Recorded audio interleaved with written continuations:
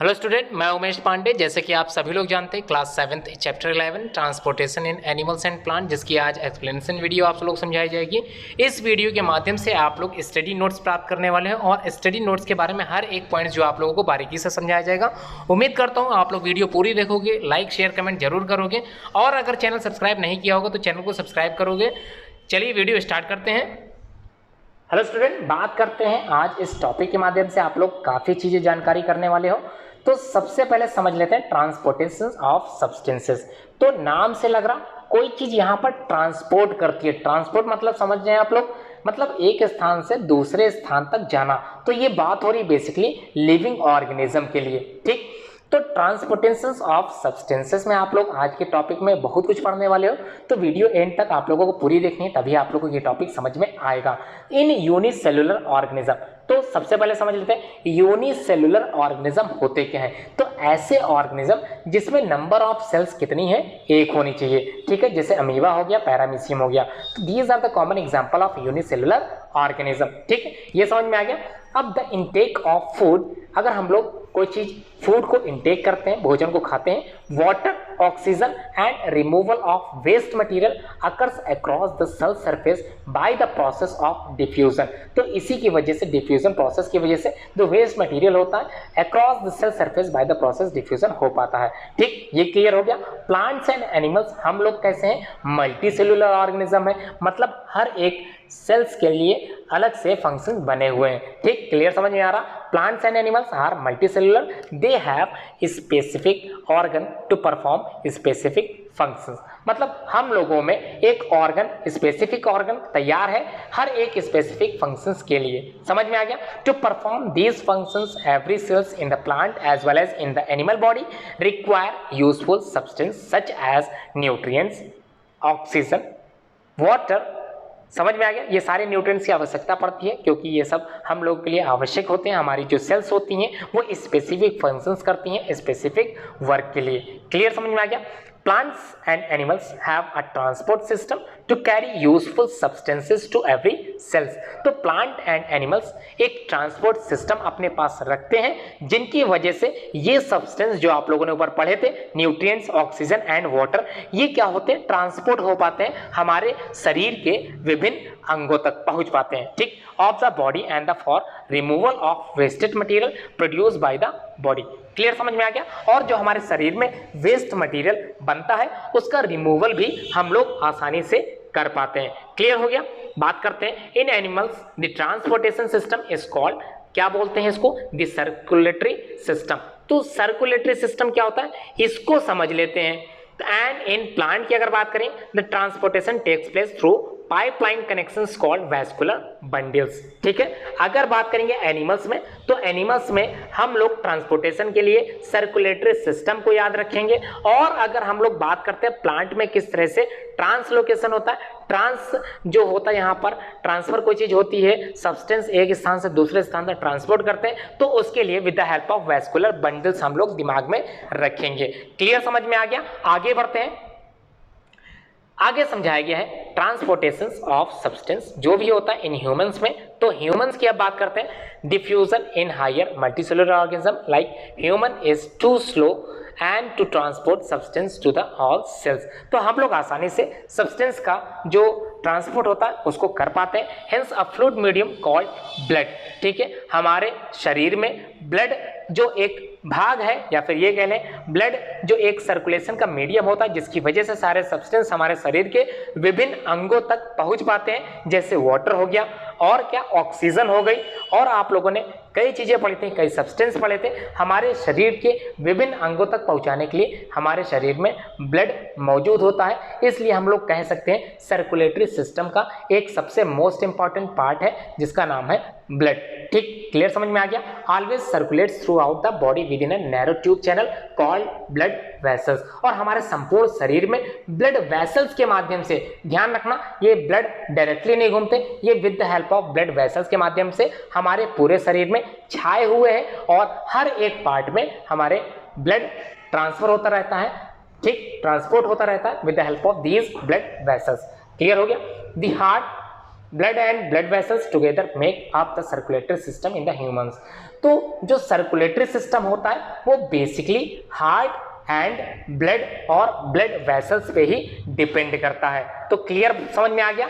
अब बात करेंगे एक एक करके सारे टॉपिक्स की। तो सबसे पहले हम लोग बात कर लेते हैं ब्लड क्या होता है। तो शरीर में आप लोगों ने अपने खून तो देखा ही होगा, रक्त आप लोग जानते ही होंगे, बचपन से आप लोग चोट खाते आए हो, ब्लड आप लोगों का निकला है, रुका भी है, समझ में आ गई पूरी बात। कहने का मतलब ब्लड क्या होता है, आप लोग ब्लड से परिचित हैं, बस थोड़ा सा साइंस के टर्म्स में आप लोग थोड़ा समझना है उसको, तो क्लियरली आज समझ लेते हैं। ब्लड क्या होता है? ब्लड एक red coloured fluid and the transport respiratory gases को ट्रांसपोर्ट करने का एक मीडियम होता है, न्यूट्रिएंट्स को मीडियम कहलाता है एक तरह का, secretions as well as waste material from one part of the body of the cells. तो क्लियर हो गया, यहाँ पर ब्लड के बारे में आप लोगों ने काफी जानकारी इकट्ठा कर ली। अब हम लोग बात करेंगे नेक्स्ट पॉइंट जो ब्लड कंसिस्ट करता है, ठीक है। तो इसको समझ लेते हैं ब्लड क्या कंसिस्ट करता है, थोड़ा सा इस पर अपना जो है ध्यान आकर्षित करते हैं। तो blood consist of a pale yellow liquid called plasma, ठीक है। येलो कलरिश एक सब्सटेंस होता है जिसको हम लोग प्लाज्मा नाम से जानते हैं, in which red blood cells RBC, white blood cells WBC and last one is platelets. तो ये तीनों से मिलकर ही क्या बन रहा है, हमारा ब्लड, ठीक है। तो ब्लड बेसिकली किसके बने होते हैं, एक तो प्लाज्मा का बना होता है और दूसरा ब्लड सेल्स जिसको हम लोग आरबीसी, डब्ल्यूबीसी और प्लेटलेट में क्लासिफाइड करते हैं, ठीक है। क्लियर समझ में आ गया। अब बात करने वाले हैं हम लोग फंक्शंस ऑफ ब्लड की। तो एक फंक्शन तो समझ में आ गया, जो अभी आप लोगों ने बात की थी, ऑक्सीजन सब्सटेंस को पहुंचाने के एक स्थान से दूसरे स्थान तक। तो with the help of these, मतलब ब्लड से ही वो क्या होता है, ट्रांसपोर्ट करता है। तो it transport digested food from the small intestine to other parts of the body. मतलब आप लोगों ने डाइजेस्टिव सिस्टम जब पढ़ा था चैप्टर 2 में, तो आप लोगों ने डाइजेस्टिव ट्रैक्ट भी पढ़ा था, जिसमें आप लोगों ने क्या पढ़ा था, माउथ पढ़ा था, ईसोफेगस पढ़ा था, स्टमक पढ़ा था और स्मॉल इंटेस्टाइन के बाद लार्ज इंटेस्टाइन पढ़ा था। उसके बाद with the help of anus waste material बाहर निकल जाता था। तो वेस्ट मटेरियल तो बाहर निकल गया, लेकिन जो यूजफुल सब्सटेंस था वो with the help of blood में मिल जाता है। विद द हेल्प ऑफ किसकी सहायता से, आप लोगों ने अंगुली नुमा संरचना याद आ रही होगी, जिसको विलाई नाम से हम लोगों ने संबोधित किया था, उसी के माध्यम से ब्लड हमारे पूरे शरीर में फैल जाता है। क्लियर समझ में आ गया, समझ में आ रही पूरी बात। एक एक टॉपिक आप लोगों में समझाता चल रहा हूँ, हर एक बेसिक पॉइंट इस चैप्टर से रिलेटेड मैं समझाता चल रहा हूँ। अगर कोई कंफ्यूजन फिर भी है तो आप लोग कमेंट बॉक्स में कमेंट करके पूछ सकते हैं, ठीक है। स्मॉल इंटेस्टाइन से जो भी चीज़ जो अब्जॉर्व हुई थी वो हमारे शरीर में पहुंच गई with the help of blood. It carries oxygen from the lungs to the cells and carbon dioxide from the cells to the lungs। समझ में आ गई ये पॉइंट भी। तो ऑक्सीजन हमारे शरीर में किसकी वजह से घूम रही थी, इसी की वजह से हमारे विभिन्न अंगों तक ऑक्सीजन पहुंच रही थी, मतलब blood. It protects the body against the infections by destroying disease causing agent germs। तो इस ये जो है ब्लड जो है वो हमारी सहायता करता है, प्रोटेक्ट करता है, सुरक्षा देता है हम लोगों को, किस चीज़ से, इन्फेक्शन से बचाता है। It clot blood when there is an injury और कट। अगर हमारे शरीर में कोई कट लग जाए या फिर हम लोगों को चोट लग जाए तो समय आने पर ये ब्लड अपने आप रुक जाता है, क्लॉट हो जाता है, इसी की वजह से ऐसा हो पाता है, ठीक है। क्लियर समझ में आ रही है आप लोगों को हर एक बात। तो अब आगे बढ़ते हैं, preventing excess loss of blood. It also carries waste product from the cells to the kidney for removal from the body। और ये जो वेस्ट मटेरियल को कहाँ ले जाता है, किडनी तक ले जाने का कार्य कौन करता है, यही ब्लड करता है, ठीक है। अब बात करते हैं ब्लड वेसल्स। तीन चीजें थी, कौन कौन सी थी, ब्लड था, ब्लड वेसल था और हार्ट। ये तीनों मिलकर क्या बनाते हैं, सर्कुलेटरी सिस्टम। तो ब्लड वेसल्स क्या होता है, इसको समझ लेते हैं। तो अभी आप लोगों ने पढ़ा था हमारे शरीर में ब्लड वेसल्स, जिसमें डिफरेंट टाइप्स के ब्लड घूमती रहती हैं, इसी को थोड़ा सा समझ लेते हैं। तो the blood in our body moves through, मतलब घूमता रहता है, ट्यूब लाइक स्ट्रक्चर, जिसको हम लोग ब्लड वेसल्स के नाम से जानते हैं। Blood vessels are of 3 types. कौन कौन सी होती हैं, एक तो आर्टरीज होती हैं, दूसरी वेन्स होती है और last one known as capillaries. तो इतना तो समझ में आ गया, जो आर्टरीज होती हैं उसमें ऑक्सीजनेटेड ब्लड घूमता है, इसका मतलब इनका जो कलर है वो रेड होता होगा। क्लियर समझ में आ गया। आप लोगों ने अपनी नसें देखी होंगी, उन नसों में 2 तरह की नसें आप लोगों को पता होंगी, एक लाल वाली और एक नीली वाली। लाल वाली जो नसें हैं उसमें उसको हम लोग आर्टरीज के नाम से जानते हैं, उसमें जो ब्लड घूम रहा होगा वो कैसा होगा, ऑक्सीजनेटेड होगा, उसमें ऑक्सीजन घुली होगी, जिस वजह से उसका रंग क्या हो गया, लाल हो गया। जबकि वेन्स हैं डीऑक्सीजनेटेड ब्लड, ठीक है। तो डीऑक्सीजनेटेड ब्लड जिसमें ऑक्सीजन की मात्रा बिल्कुल नहीं थी, ऑक्सीजन अब्सेंस में थी, तो उसको हम लोग यहाँ किस नाम से जानते हैं, वेन्स के। तो इसी वेन से आप लोगों का कभी आप लोगों को ब्लड टेस्ट हुआ होगा, तो कभी आप लोगों ने ध्यान दिया होगा जो डॉक्टर होते हैं वो सिरिंज के माध्यम से ब्लड निकालते हैं आपका with the help of these veins, क्योंकि वेस्ट मटेरियल या फिर ये कह लें कि इसी में जो डीऑक्सीजनेटेड ब्लड होता है वो इसी में मिलता है, इसी से वो लोग क्या करते हैं, ब्लड टेस्ट करते हैं। ठीक, क्लियर हो गया। अब बात करते हैं हार्ट की। तीसरा पार्ट क्या था, हार्ट। हार्ट क्या है, most important part of this chapter. तो क्लियर हो गया, ये जो पार्ट है ये आप लोगों क्लास 10th में भी आप लोगों को मिलेगा, तो इसको थोड़ा सा समझते चलना है। तो समझ लेते हैं इसको, दी हार्ट के बारे में। The heart is a fish side, fish मतलब जो आपकी मुट्ठी होती है उसको ही बोलते हैं। तो मुट्ठी के आकार का एक मस्कुलर ऑर्गन है, मतलब यहाँ पर आप लोगों को क्लियर समझ में आ गया कैसा ऑर्गन है, मस्कुलर ऑर्गन है, found in the chest cavity, और हमारे सीने की जो कैविटी होती है, चेस्ट की जो कैविटी होती है वहाँ पाया जाता है। कहाँ पर, टुवर्ड्स द लेफ्ट लंग्स, तो बाई तरफ पाया जाता है लंग्स के। It pumps blood to all parts of the body, और ये क्या करता है, ब्लड को पंप करता है, और पंप करने के बाद जो रक्त होता है, जो ब्लड होता है, वो उसी पंप के माध्यम से हमारे पूरे शरीर तक ब्लड पहुंच पाता है। अगर हार्ट पंप ना करे तो पंप ना करने की वजह से जो प्रेशर बनता है, प्रेशर पूरे शरीर में जो ब्लड पहुंचाता है वो ब्लड हमारे शरीर तक नहीं पहुंच पाएगी। तो हार्ट समझ में आ गया, एक पंपिंग मशीन की तरह भी काम कर रहा है, तो ये क्लियर हो गया। इट बीट्स मतलब ये धड़कता है 60 to 80 times in a minute, basically 72 आप लोगों ने पढ़ रखा होगा, in a minute throughout our life, पूरे जीवन भर। ठीक है। The heart is made up of 4 chambers, मतलब जो ह्यूमन हार्ट की बात हम लोग करेंगे तो इसमें कितने चैम्बर होते हैं, 4 चैम्बर होते हैं। The upper 2 chambers are called right atrium and the left atrium के नाम से हम लोग जानते हैं। तो ऊपर वाले जो चैम्बर्स थे वो right atrium and left atrium के नाम से हम लोग जानते हैं, और जो लास्ट या फिर द 2 लोअर चैम्बर जिनको हम लोग किस नाम से जानेंगे, राइट एंड लेफ्ट वेंट्रिकल के नाम से। तो नीचे वाले वेंट्रिकल हैं और ऊपर वाले ऑरिकल हैं, ये आर्टरी हम लोग बोलते हैं। ठीक है, left ventricle and right ventricle, clear हो गया। अब बात करेंगे a muscular wall called septum.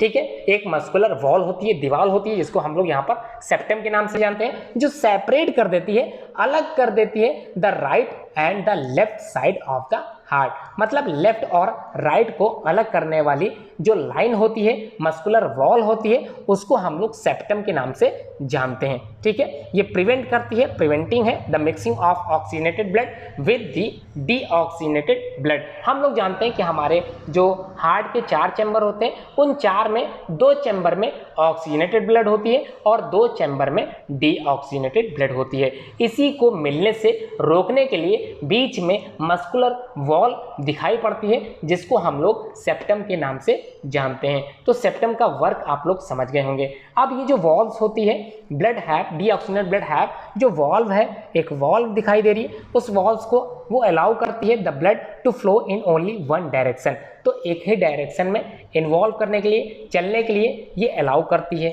ठीक, the blood rich in carbon dioxide flow through the right side of the heart, मतलब जिसमें कार्बन डाइऑक्साइड की मात्रा थी उसको हम लोग डीऑक्सीजनेटेड ब्लड के नाम से जान रहे हैं। While the blood rich in oxygen flows through the left side of the heart, मतलब हमारा जो हृदय है, हार्ट है, उसके राइट साइड डीऑक्सीजनेटेड ब्लड रहता है, और जो लेफ्ट साइड है उसमें क्या होता है, ऑक्सीजनेटेड ब्लड घूमता है। तो इसलिए आप लोग समझ गए होंगे कि हमारे हार्ट में ऑक्सीजनेटेड ब्लड और डीऑक्सीजनेटेड ब्लड एक साथ मिक्स ना हो पाए, इसलिए बीच में एक वॉल है जिसको हम लोग सेप्टम के नाम से जानते हैं। अब बात करते हैं the arteries and veins in the heart connect करता है to other part of the body को। The body vessels that enter और लीव द हार्ट आर कौन कौन से होते हैं, देख लेते हैं, इसको भी समझ लेते हैं।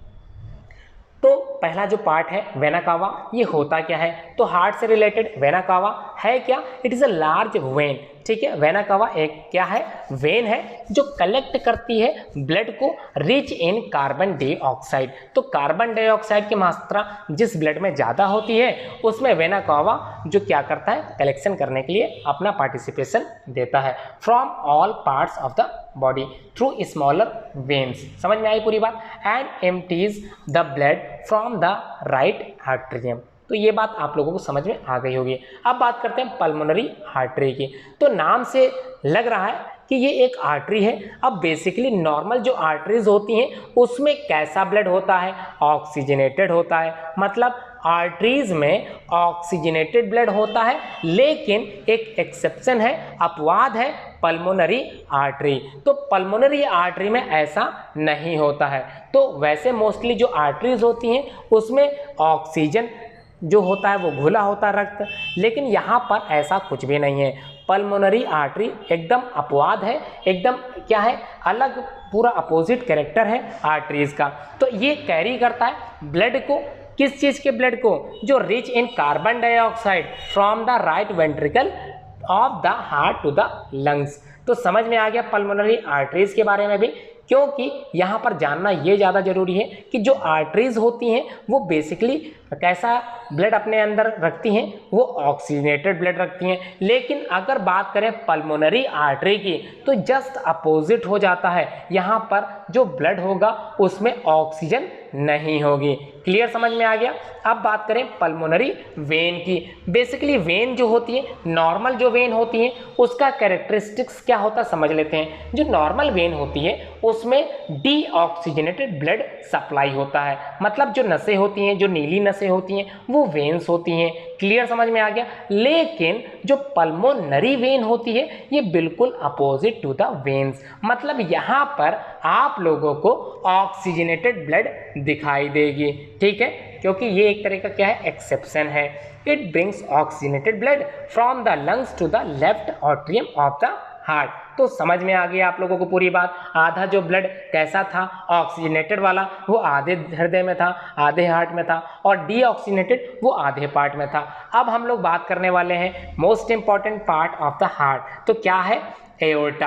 तो एओर्टा होता क्या है इसको थोड़ा समझ लेते हैं। It is the largest arteries है विच रिसीव करती है। समझ में आ रही पूरी बात। लार्जेस्ट क्या है, आर्टरी है विच रिसीव्स करती है ब्लड को रिच इन ऑक्सीजन। कहाँ से, फ्रॉम द लेफ्ट वेंट्रिकल से। The oxygenated blood in then क्या होता है, इज देन सर्कुलेटेड होता है different parts of the body में। तो ये क्लियर समझ में आ गया। एक तरह का फ्लो चार्ट आपके दिमाग में बन गया होगा कि हार्ट बेसिकली कितने चैम्बर का होता है, 4 चैम्बर का होता है। जो राइट साइड वाली बात की जा रही है, ध्यान रखना, राइट साइड हमेशा आपका लेफ्ट होगा।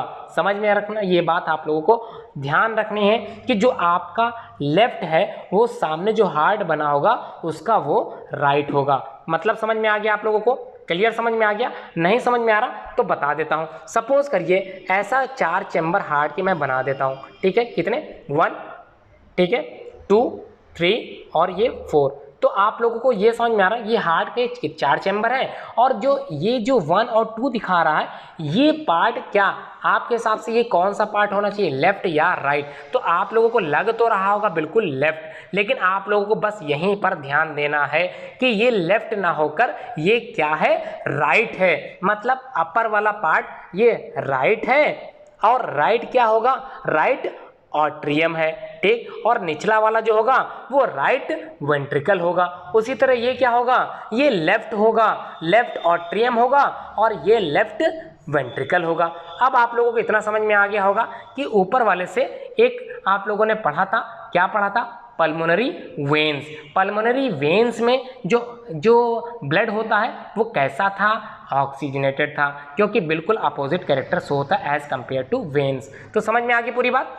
इस वाले भाग में कैसा है ब्लड, डीऑक्सीजनेटेड। इस वाले पूरे भाग में कैसा है, ऑक्सीजनेटेड ब्लड। समझ में आ गया, पूरी दिमाग में बात बैठ गई। अब बात करते हैं वर्किंग ऑफ हार्ट की, किस प्रकार से हमारा हृदय कार्य करता है, ठीक है। Most important part of class 10th high school exam जो कि बोर्ड का होता है, तो इसको भी समझ लेते हैं। आप लोगों का 10th आने वाला है तो अच्छी बात है, आप लोगों को समझ में अच्छे से आ भी जाएगा। The heart functions as a double pump. ठीक है। जो हमारा हृदय होता है वो एक डबल पंप की तरह कार्य करता है। Impure deoxygenated blood from the veins flow करता है into the right atriums of the heart. समझ में आ गई? अभी आप लोगों ने पढ़ा था राइट वाला, लेकिन ध्यान रहे ये हमारा लेफ्ट होगा। तो सामने तो राइट है लेकिन हमारा क्या होगा, वो लेफ्ट होगा। क्लियर? समझते चलें। कई लोग इसमें कंफ्यूज हो जाते हैं, डायग्राम गलत बना देते हैं, नंबरिंग गलत कर देते हैं और लेबल्ड बिल्कुल उल्टा कर देते हैं। तो समझना आप लोगों को यहीं पर है। तो डीऑक्सीजनेटेड ब्लड वेन्स में जो फ्लो हो रहा था हमारे right atriums of the heart तक पहुंच गया। तो इतना क्लियर हो गया। अब हम लोग बात करेंगे फ्रॉम हियर, कहां पर? हार्ट में यहाँ पहुंच गए हैं। द ब्लड एंटर्स होता है द राइट वेंट्रिकल्स के माध्यम से थ्रू एन ओपनिंग, एक ओपनिंग होती है उसी के द्वारा। आगे बढ़ते हैं। The impure blood is transported हो जाएगा फ्रॉम द राइट वेंट्रिकल की सहायता से टू द लंग्स, ठीक है, फेफड़ों तक वो पहुंच जाएगा बाय द पल्मोनरी आर्टरीज के द्वारा। Gaseous exchanges takes place in the lungs, जो गैस का आदान प्रदान होगा, CO2 का निकलना, ऑक्सीजन का आना, प्योरीफाई होना, ये with the help of lungs की वजह से पूरा हो पाता है। ठीक, क्लियर? समझ में आ गया? The blood gives off carbon dioxide and takes in oxygen gas.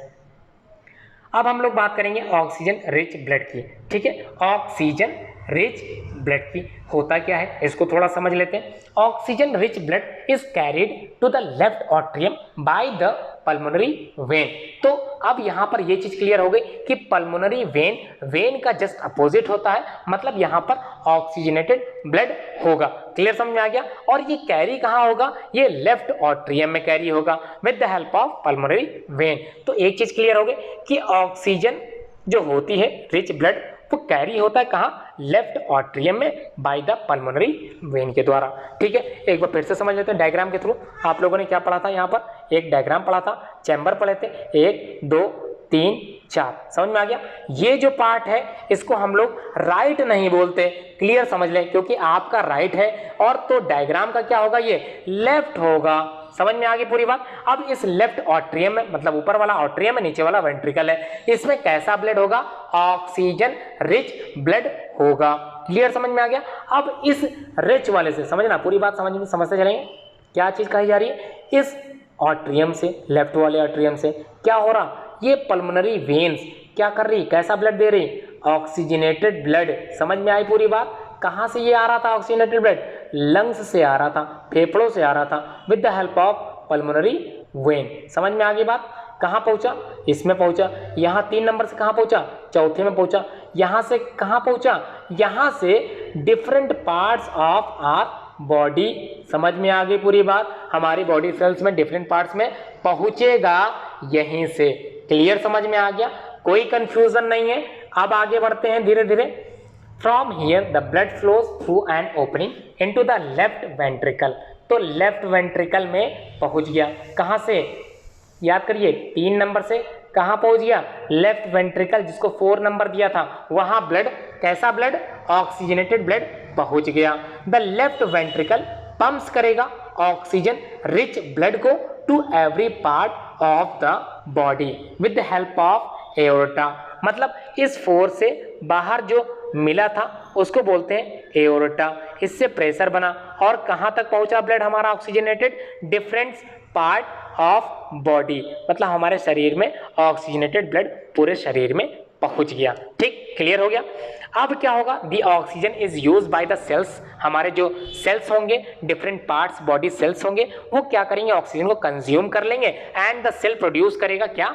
Carbon dioxide produce करेगा। समझ में आ गई पूरी बात? सेल्स ने क्या कर लिया? कंज्यूम ऑक्सीजन को, और क्या निकाल दिया? कार्बन डाइऑक्साइड गैस निकाल दी। अब ये कार्बन डाइऑक्साइड गैस कैसे चलेगी आगे? The blood takes in carbon dioxide and returns to the right ventricles of the heart. समझ में आ गई पूरी बात? राइट वाला मतलब हमारा जो लेफ्ट है वो हार्ट का राइट है। क्लियर? समझ में आ गया? अब बात करेंगे हार्ट बीट क्या होती है एंड पल्स क्या होते हैं, कैसे पता करते हैं हार्ट बीट, डॉक्टर किसको कैसे पता करता है, तो इसको भी समझ लेते हैं। द हार्ट वर्क्स करता है by contracting and relaxing its muscles. मतलब एक धक धक धक धक ऐसी आवाज आप लोगों ने सुनी होगी, तो बिल्कुल वही चीज यहां पर बताई जा रही है हार्ट बीट के बारे में।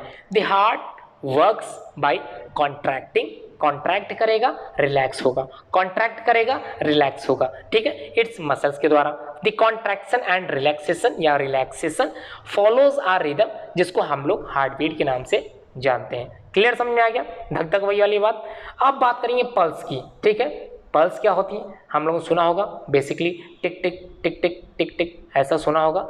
तो पल्स इज द एक थ्रॉबिंग होती है, एक सेंसेशन होता है of and arteries at each beat of the heart, मतलब हार्ट बीट का ही एक अंश है, एक भाग है, जो डॉक्टर यूज करता है एक इंस्ट्रूमेंट से कॉल्ड, जिसको हम लोग स्टेथोस्कोप के नाम से जानते आए हैं, और इसी की वजह से डॉक्टर आप लोगों के हार्ट बीट को आसानी से सुन पाता है। तो समझ में आ गया स्टेथोस्कोप का वर्क, क्लियर समझ में आ गया।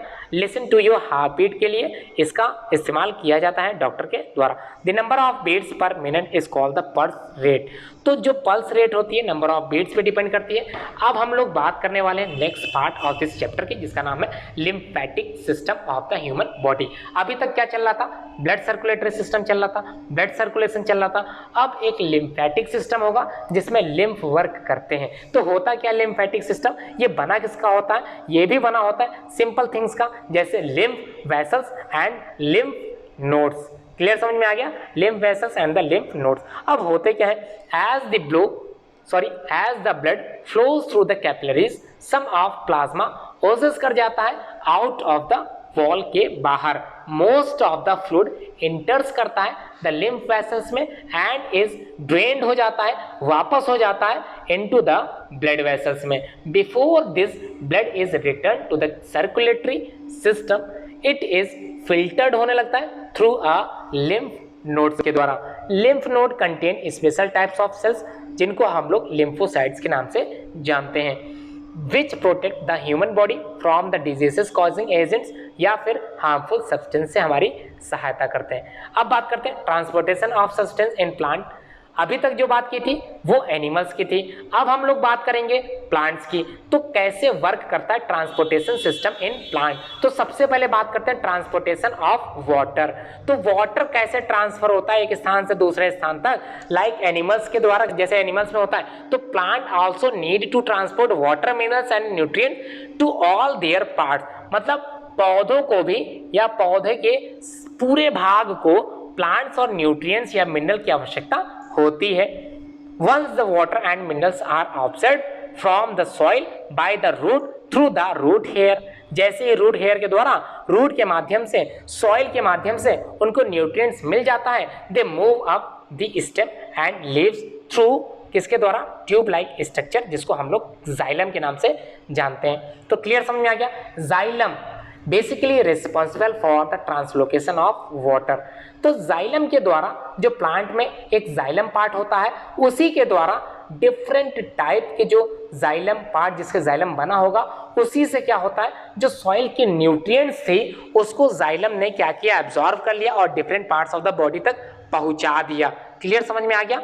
जब वाटर एब्जॉर्प्शन हुआ था, वाटर को लाने का काम किसने किया था, जाइलम ने किया था। तो याद रहेगा हमेशा कि जाइलम एक पार्ट होता है या फिर जाइलम एक चीज होती है प्लांट में, जो बेसिकली किसके लिए जानी जाती है, ट्रांसलोकेशन ऑफ वाटर के द्वारा। ठीक है, ट्रांसलोकेशन ऑफ वाटर जो किया जाता है बेसिकली किसके द्वारा, प्लांट के किस भाग से, जाइलम से किया जाता है। ठीक, अब बात करें absorption and transportation of water इस कंटिन्यूअस प्रोसेस होती है which occur with the help of, इसी ट्रांसपीरेशन के द्वारा होता है। ठीक है, अब ट्रांसपोर्टेशन होती क्या है, ये प्रोसेस क्या है, इसको समझ लेते हैं। Transpiration is the process in which plant lose water through the stomata in the form of water vapour.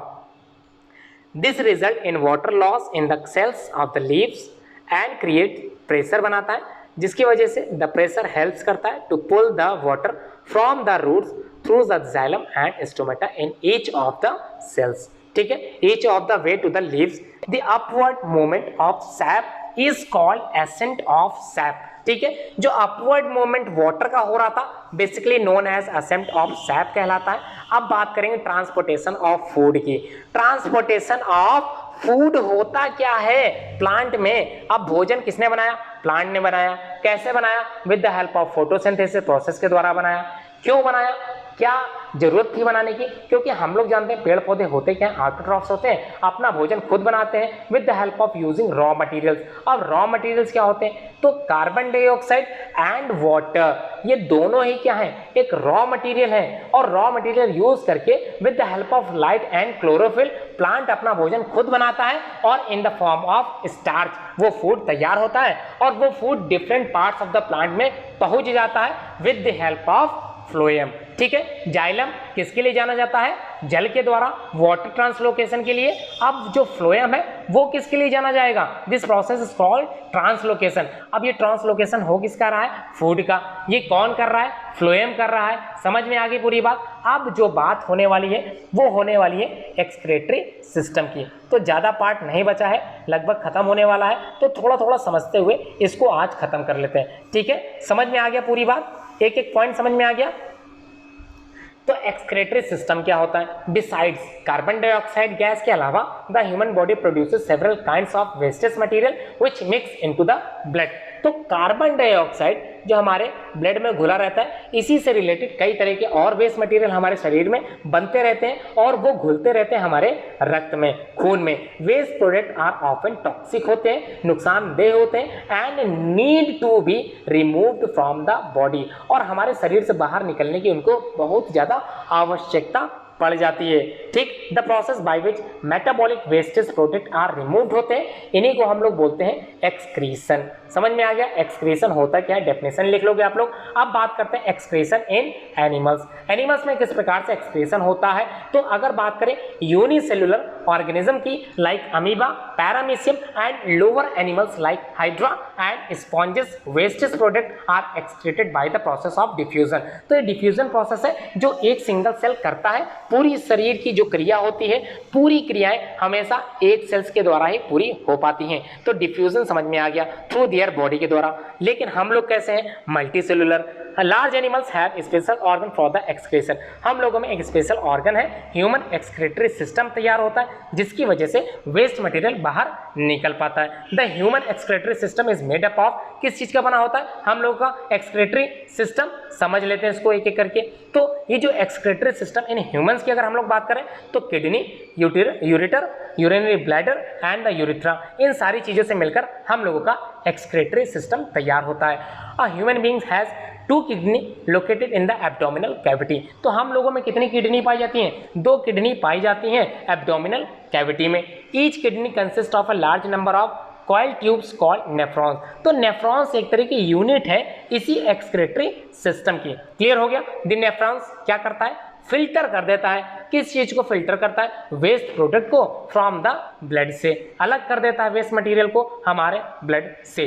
The end product of this product is क्या होता है? यूरिन। अब ये यूरिन कंटेन्स क्या करता है? Waste such as urea, ammonia and uric acid, और ये सारी चीज़ें हमारे शरीर से बाहर निकलती हैं प्रोसेस के माध्यम से। वही चीज़ आप लोग पढ़ लें, एक्सक्रीशन आप लोग पढ़ लें, जिसमें वेस्ट मटेरियल बाहर निकलेगा। द यूरिन जो होगा वो फ्लोज करता है थ्रू लॉन्ग 2 पाइप्स, क्या कहलाती हैं? यूरेटर्स, एंड कलेक्ट होगा यूरिनरी ब्लैडर में। तो यूरिनरी ब्लैडर होता है, इसमें क्या होता है? यूरिया जो होता है या फिर यूरिन जो होती है, जो हम लोग मूत्र की बात करते हैं, वो यहाँ पर इकट्ठा होने लगती है। कहाँ पर? यूरिनरी ब्लैडर में। यूरिनरी ब्लैडर जो होता है एक स्टोरेज सैक होता है। किस चीज़ का स्टोरेज सैक होता है? यूरिन का। ठीक है, the urine ultimately is drained out of the body through the urethra. इसी यूरिथ्रा के माध्यम से आगे बढ़ जाता है। Some time due to infection या फिर genetic conditions of injury the kidney may stop functioning, और हमारी किडनी कार्य करना बंद कर देती हैं, जिसकी वजह से the accumulation of waste substance with the body. In such cases blood is pass through an artificial kidney, और जो ब्लड होता है वो एक आर्टिफिशियल किडनी के द्वारा पास होता है, एक मशीन जो रिमूव करती है वेस्ट प्रोडक्ट को फ्रॉम आर बॉडीज। ठीक है, this process is known as dialysis. तो डायलिसिस में आर्टिफिशियल किडनी के तौर पर हम लोग इस तरह की प्रोसेस को पूरा करवाते हैं। ठीक है, डॉक्टर वगैरह ये कार्य पूरा कराते हैं। Kidney transplant is another option to treat a failed kidney. समझ में आ गई बात? किडनी अगर फेल हो गई है तो इसका ट्रांसप्लांट करा सकते हैं। इसके लिए ट्रांसप्लांट कराने के लिए आपको किसी डोनेटर की आवश्यकता होगी जो किडनी को डोनेट कर सके। ठीक है, अब बात करते हैं एक्सक्रीशन। कहाँ पर एक्सक्रीशन? इन प्लांट्स में। तो ये प्लांट में एक्सक्रीशन किस तरह से वर्क करता है इसको समझ लेते हैं। Plant excrete waste product from their body. They get rid of their waste product in the following ways. ठीक है, समझ में आ गई पूरी बात। प्लांट जो है एक्सक्रीट करता है वेस्ट मटेरियल को, कैसे? अपने द्वारा, अपने विभिन्न अंगों के द्वारा। कैसे? इस तरह के वेस्ट मटेरियल को, इस तरह की समस्या को निकालने के लिए डिफरेंट टाइप्स की जो वेज हैं उनका मार्ग अपनाता है, जैसे oxygen and carbon dioxide are given out during the process of photosynthesis and respiration. तो फोटोसिंथेसिस के द्वारा आप लोगों ने पढ़ा था ऑक्सीजन गैस का यूटिलाइजेशन, ऑक्सीजन गैस का रिमूवल होता है और कार्बन डाइऑक्साइड का यूटिलाइजेशन होता है। समझ में आ गई पूरी बात। इस तरह से एक प्रोसेस हो गई। डार्क रिएक्शन, लाइट रिएक्शन आप लोगों ने पढ़ा था। अब excess water is loss by the plant through transpiration. Transpiration आप लोगों ने पढ़ लिया था, क्या होता है? The loss of water in the form of water vapour is known as transpiration. किसके द्वारा होता है? स्टोमेटा, छोटे छोटे छेद होते हैं, महीन पोर्स होते हैं जो पत्तियों की निचली सतह में पाए जाते हैं। ठीक, ये भी क्लियर हो गया। सम प्लांट एक्सक्रीट करते हैं their wasted product in the form of gums, resins and latex. ठीक है, कई तरह के वेस्टेज प्लांट के द्वारा निकाले जाते हैं। किस प्रोडक्ट के रूप में? गम्स के रूप में, रेजिन्स के रूप में, लैटेक्स के रूप में, और इसका इस्तेमाल हम लोग आसानी से कई चीज़ों में करते हुए आए हैं। The substance are of great use as adhesive और पेंट्स। तो पेंट बनाने में, डिफरेंट टाइप्स के मटेरियल बनाने में इनका उपयोग किया जाता है। इन्हीं तरह के जो रेजिन्स निकलते हैं वेस्ट मटेरियल प्लांट की तरह निकलते हैं। तो यहाँ तक जो वीडियो थी इस चैप्टर की आप लोगों को समझ में पूरी वीडियो आ गई होगी। उम्मीद करता हूँ एक एक पार्ट्स, एक एक पॉइंट्स आप लोगों ने अच्छे से समझा होगा। कहीं पर भी अगर कोई कन्फ्यूज़न है तो आप लोग कमेंट के माध्यम से कमेंट करके पूछ सकते हैं। तो कमेंट करना जरूरी है। उम्मीद करता हूँ वीडियो आप लोगों ने पूरी देखी होगी। वीडियो को लाइक शेयर कमेंट जरूर करें और ध्यान रहे सबसे most important point of this video, channel अगर आप लोगों ने अभी तक सब्सक्राइब नहीं किया है तो एक बार चैनल को सब्सक्राइब जरूर करें और अपने दोस्तों, रिश्तेदारों और अपने क्लासमेट्स से इस तरह की जो वीडियो मेरे द्वारा बनाई जाती है आप लोग उसको शेयर जरूर करा करें। धन्यवाद पूरी वीडियो देखने के लिए।